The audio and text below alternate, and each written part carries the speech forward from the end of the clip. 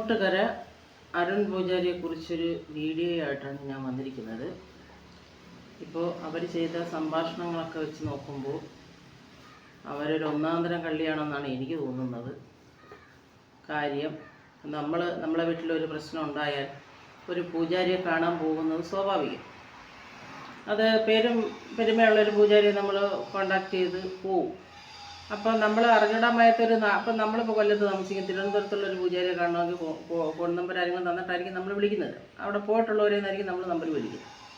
വിളിച്ചിട്ട് പൂജാരി എവിടെയാണ് അല്ലെങ്കിൽ ക്ഷേത്രം എവിടെയാണ് എന്ന് ചോദിച്ചിട്ടാണ് നമ്മൾ അവിടെ ചെല്ലുന്നത്. ഇപ്പോൾ പൂജാരിയെ വിളിച്ചിട്ട് ഇവർ കാര്യങ്ങളെല്ലാം തിരക്കുന്ന പൂജാരി തൃശ്ശൂർ ഹോട്ടൽ റൂം എടുക്കാമെന്നാണ് ആദ്യം പറയുന്നത്. ആ ഒരൊറ്റ വാക്കിൽ ഇവർക്കൊരു താറ്റ് കൊടുത്ത് മാറിപ്പോയിക്കൂടായിരുന്നു. ലോകത്ത് ഈ ഒരു അരുൺ പൂജാരി മാത്രമേ ഉള്ളൂ. അതോ അയാളെ തന്നെ തിരഞ്ഞെടുത്ത് ഇവരിഞ്ഞാൽ പോകേണ്ട കാര്യം എന്തുവായിരുന്നു? അല്ലെങ്കിൽ ഓക്കെ, അയാൾ ചിലപ്പോൾ പേര് കേട്ടൊരു പൂജാരി ആയിരിക്കും, അയാളൊന്നും പോയെന്നിരിക്കട്ടെ. തൃശ്ശൂർ ഹോട്ടലിൽ മുറി എടുക്കാം എന്ന് പറഞ്ഞപ്പോൾ തന്നെ അതിൽ തന്നെ അയാൾ ആരാ എന്തായതാന്ന് മനസ്സിലാക്കേണ്ടുള്ള ഒരു കാര്യം അവർക്കുണ്ടായിരുന്നു. ഈ നാട്ടിൽ നടക്കുന്ന ഈ സംഭവങ്ങളും പെണ്ണുങ്ങളെ തട്ടിക്കൊണ്ടുപോക്കും ഈ കൊച്ചുങ്ങളെ കൊണ്ടുപോക്കും അതെല്ലാമായിട്ട് നമ്മളെ ഈ നാട് വെറും വികൃതമായി കൊണ്ടിരിക്കുകയാണ് പെണ്ണുങ്ങളുടെ നേരെ. അങ്ങനെയുള്ള ഈ നമ്മളെ സമൂഹത്തിൻ്റെ മുന്നിൽ ഇവരെന്തിന് തൃശ്ശൂർ മുറിയെടുക്കാന്ന് പറഞ്ഞപ്പോൾ ഇവർക്ക് ഒന്നീ അവരുടെ അറിയാവുന്നവരാരെങ്കിലും ഇത് അറിയിക്കണമായിരുന്നു. അയാൾ പറയുന്ന എല്ലാ സംഭാഷണവും കേട്ടിട്ട് പിന്നെ പോറ്റി എവിടെയാണ് ഇരിക്കുന്നത്, ഞാൻ അങ്ങോട്ട് വരാം, ഇതിൻ്റെയൊക്കെ വല്ല കാര്യമുണ്ടോ? അപ്പോൾ അയാളെക്കാട്ടിയും കള്ളിയാണ് അവരെക്കാട്ടിയും കള്ളനാണ് അയാൾ. പൂജാരിമാരെല്ലാവരും കള്ളനെന്ന് നമ്മൾ പറയുന്നില്ല. മാന്യമായിട്ട് ജോലി ചെയ്ത് ജീവിക്കുന്നവരും ഉണ്ട്, ഇങ്ങനെ ജീവിക്കുന്നവരുണ്ട്. പെണ്ണുങ്ങളെ കൊടുക്കുക, കള്ളത്തരങ്ങൾ പറഞ്ഞ് പറ്റിച്ച് കാശ് പിടിക്കുക, അങ്ങനെയുള്ള പൂജാരിമാരും ഉണ്ട്. എങ്കിൽ നല്ല പോറ്റിമാരും ഉണ്ട്. നമ്മളൊക്കെ അറിയാവുന്ന ഒരുപാട് പോറ്റിമാർ നമ്മുടെ ഇടയിലും ഒക്കെ ഉണ്ട്. നമ്മളെ കുടുംബത്തിലും പോറ്റിമാരുണ്ട്. എന്നും പറഞ്ഞ് നമ്മൾ അത് സംബന്ധമായി വന്നതല്ല. ഇയാൾ ഈ സംഭാഷണം തിരിച്ചു വിട്ടപ്പോൾ ഇവർക്ക് അവിടെ സ്റ്റോപ്പ് ചെയ്യാമായിരുന്നു. ഇവർ വലിച്ചഴിച്ച് കൊണ്ടുപോയിട്ട് പിന്നെ അയാളെ വീഡിയോ കോൾ ചെയ്ത് നഗ്നമായിട്ടുള്ള ചിത്രങ്ങൾ ഇട്ട് കൊടുക്കുക എന്ന് പറഞ്ഞപ്പോൾ നമ്മളെ നാട്ടിൽ വലിക്കാനാണ് ആ പോലീസുകാരിയിരിക്കുന്നത്. ഇപ്പോൾ തൊടുന്നതിനും പിടിക്കുന്നതിനും എല്ലാം പരാതി കൊടുക്കണമെന്നും പറഞ്ഞ് നമ്മൾ വണ്ടി കയറിയാലായാലും അല്ലാതെ മൊബൈലുകളിലെല്ലാം നമ്പറുകൾ വരുന്നുണ്ട്. എന്ത് കാരണത്താലും കുട്ടികളുടെ ആയാലും പെണ്ണുങ്ങളുടെ ആയാലും എല്ലാ സുരക്ഷിതയ്ക്കും വേണ്ടി നമ്മളെ സമൂഹത്തെ പോലീസുകാരൊന്നടങ്കം ഒറ്റക്കെട്ടായിട്ടിരിക്കുന്ന ഈ നാട്ടിൽ ഇങ്ങനൊരു ഫോൺ കോൾ വന്നപ്പോൾ ഇവരെന്തുകൊണ്ട് ഇത് പോലീസിനെ അറിയിച്ചില്ല? ഇവരന്നേരം അയാൾക്കൊപ്പം തുള്ളുകയല്ലേ ചെയ്തത്. അപ്പോൾ ഞാനൊന്ന് ചോദിക്കട്ടെ, അപ്പോൾ ഇത് ആരെല്ലാം കുറ്റം? അവരുടെ കുറ്റം തന്നെയല്ലേ? ഇവരെന്തിനാ അയാളെ വാക്കും കെട്ടും കൊണ്ട് ആ വീഡിയോ ഒക്കെ എടുത്ത് ഇയാൾക്ക് ഇട്ടുകൊടുത്തത്? അപ്പോൾ ഇവർ അത്ര തൻ്റെ ഇടമായിട്ട് അവരെ ഇട്ട് കൊടുക്കണമെങ്കിൽ ഇവർ പലർക്കും വീഡിയോയിൽ ഇട്ട് കൊടുക്കുന്ന ഒരു സ്ത്രീ ആയിട്ടല്ലേ ആ പൂജാരി ചോദിച്ച ഉടനെ ഇവർ ആ വീഡിയോ എടുത്ത് ഇട്ട് കൊടുത്തത്?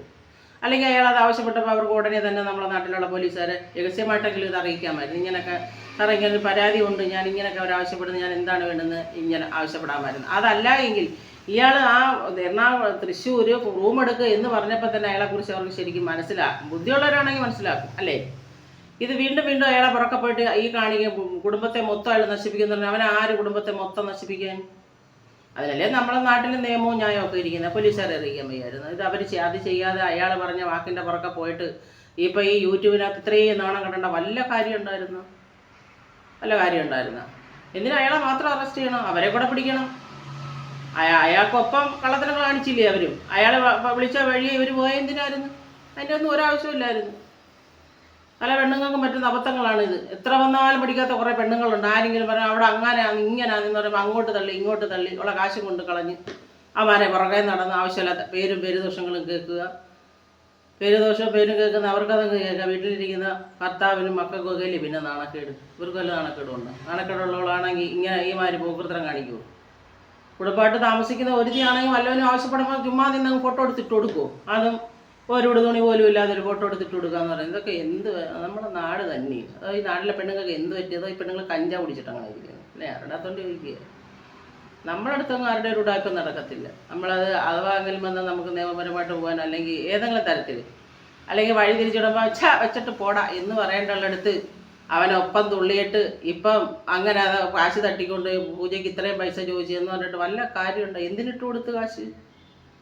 അവൻ ഉടായിപ്പാന്ന് ഹോട്ടൽ മുറി എടുക്കാൻ നീ അങ്ങോട്ട് വാ എന്ന് വിളിച്ചപ്പോഴേ അവൻ ഉടായിപ്പാന്ന് ഇവൾ മനസ്സിലാക്കണമായിരുന്നു. അത് മനസ്സിലാക്കാതെ 24,000 പൂജയ്ക്കും കൊടുത്ത് അങ്ങോട്ട് ചെന്നില്ലെന്നുണ്ടെങ്കിൽ കുടുംബം മൊത്തം നശിപ്പിക്കുമെന്ന് പറഞ്ഞപ്പോൾ എന്തിനവർക്കൊപ്പം തുള്ളാൻ പോയി? അന്നേരം ഇപ്പോൾ ഞാൻ നോക്കിയിട്ട് ഇയാളെ മനപ്പുറം കൊടുക്കാനുള്ള പണിക്ക് തന്നെ ഇവിടെ ഇറങ്ങിയിരിക്കുന്നത്. അല്ല പൂജാരി മാത്രം കുറ്റം പറഞ്ഞിട്ട് ഒരു കാര്യമില്ല. മനസ്സിലായില്ലേ? അവനൊക്കെ അനങ്ങളാ, പല താളങ്ങളും പല തുള്ളലും തുള്ളു. അതിനൊപ്പം തുള്ളാൻ നിന്നേത്തിന്. എനിക്കിത്രേ പറയാനുള്ളൂ. ഇതൊക്കെ കാണുകയും കേൾക്കുകയൊക്കെ ചെയ്യുമ്പോൾ എങ്ങനെ ഒരു വീഡിയോ ഇടാതിരിക്കുന്നത് നമ്മൾ? അതുകൊണ്ട് പൂജാരിമാർ ക്ഷമിക്കണം. ഞാൻ എല്ലാവരെയും പറയുന്നില്ല. നല്ലവരും നമ്മുടെ നാട്ടിലുണ്ട്.